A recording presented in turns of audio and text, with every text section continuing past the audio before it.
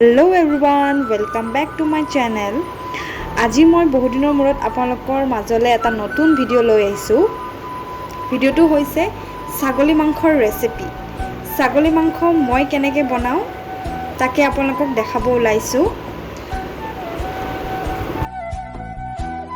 আৰু মই আগতীয়াকৈ ৰেডি কৰি লৈছোঁ মোৰ মছলা, পিঁয়াজ, নহৰু যি লাগে এইখিনি মই আগতে ৰেডি কৰি লওঁ। পাছত যাতে মোৰ প্ৰব্লেম নহয় যে এইটো লাগে সেইটো লাগে বুলি, সেইকাৰণে মই আগতে প্ৰিপাৰেশ্যন কৰি লওঁ। এতিয়া মই তেলত তেজপাত দুখন দি পিঁয়াজ, ডাঙৰ ডাঙৰ চাইজৰ পিঁয়াজ দুটা কাটি মই ৰঙচুৱাকৈ ভাজি লৈছোঁ। তাৰে মই আধাখিনি উলিয়াই থ'ম এক্সট্ৰা কৰি, পাছত মই ইউজ কৰিম আধাখিনি। আৰু আধাখিনি এতিয়া মই মাংসৰ লগত ফ্ৰাই কৰিম।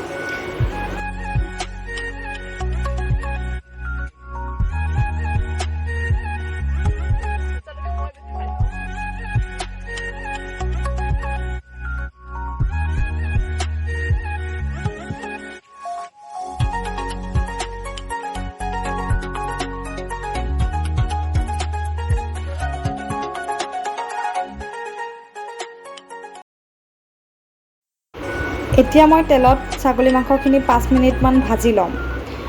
ছাগলী মাংসৰ এটা গোন্ধ থাকে যে, সেই গোন্ধটো মানে নোহোৱা হ'বলৈ মানে মই 5 মিনিটমান ভাজি লওঁ, একো মছলা চছলা নিদিয়াকৈ, নিমখ হালধি নিদিয়াকৈ 5 মিনিটমান ঢাকি পেলাই ভাজি লওঁ।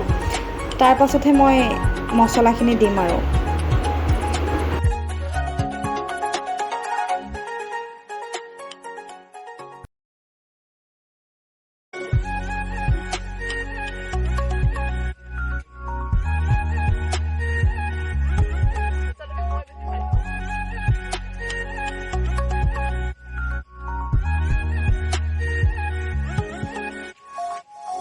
এতিয়া মই আদা, নহৰু আৰু এটা ভোট জলকীয়া মই মিহিকৈ গুড়ি কৰি লৈছিলোঁ, তাৰে মই 3 চামুচ দিছোঁ।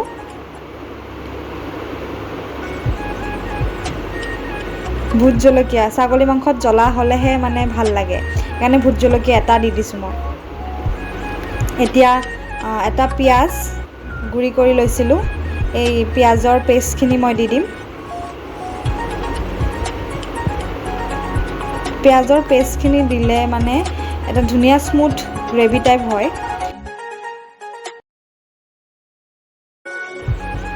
ছাগলী মাংসত ইমান পানী ওলায়, মানে পানী শেষেই নহয়। যিমানে ভাজিম সিমানেই পানী বেছি ওলায়।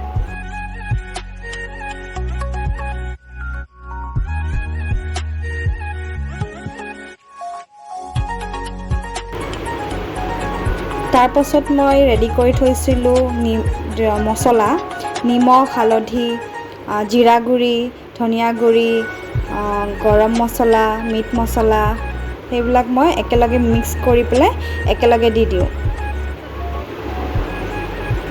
তাৰপাছত ইয়াত জালুকৰ পেষ্ট মই কৰি থৈছিলোঁ, তাৰে 2 চামুচ দি দিলোঁ। জালুক দিলেহে ভাল লাগে, এটা জ্বলা জ্বলা আহে সোৱাদ। এতিয়া মই কম জুইত ঢাকি পেলাই থৈ দিম 5 মিনিটৰ কাৰণে। এতিয়া দেখিছে পানীবোৰ নোহোৱা হৈ গ'ল, শুকাই গ'ল। এতিয়া মই আৰু 5 মিনিটমান ভাজিম। ভাজি পেলাই দৈ, ঘৰত বনোৱা দৈ, তাত মই ইলাইচি আৰু ডালচেনি গুড়ি কৰি পেলাই আগতে থৈ দিছিলোঁ, সেইখিনি মই দি দিম এতিয়া। দৈ, ইলাইচি আৰু ডালচেনি দি, দৈ মই 4 চামুচমানহে ইউজ কৰিছোঁ, জাষ্ট এনেই সোৱাদটো আহিবৰ কাৰণেহে মই ইউজ কৰিছোঁ দৈ। আপোনালোকে দৈ দিবও পাৰে, নিদিব পাৰে, বাট দৈটো স্কিপ কৰিব পাৰে আৰু।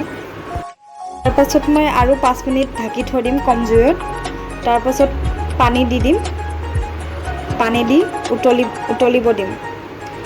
ছাগলী মাংস ৰান্ধোতে মানে বহুত টাইম লাগে, কাৰণ ছাগলী মাংসটো টান হয় যে, সেইকাৰণে বনাবলৈ অলপমান সময় লাগে। আৰামত কম জুইত বনাই থাকিব লাগে, তেতিয়াহে সোৱাদটো বেছি আহে ছাগলী মাংসত। তাৰপাছত মই শেষত একেবাৰে পিঁয়াজ যে মই ভাজি থৈছিলোঁ আধাখিনি, সেই আধাখিনি মই দি দিম পিঁয়াজ। তাৰপাছত আৰু ঢাকি পেলাই থৈ দিম অলপ টাইমৰ কাৰণে। তাৰপাছত ৰেডি হৈ গ'ল এতিয়া ছাগলী মাংসখিনি। দেখিছেনে ইমান ধুনীয়া কালাৰ আহিছে, ইমান ধুনীয়া গ্ৰেভি টাইপ হৈছে, দেখিবলৈ ইমান ধুনীয়া হৈছে।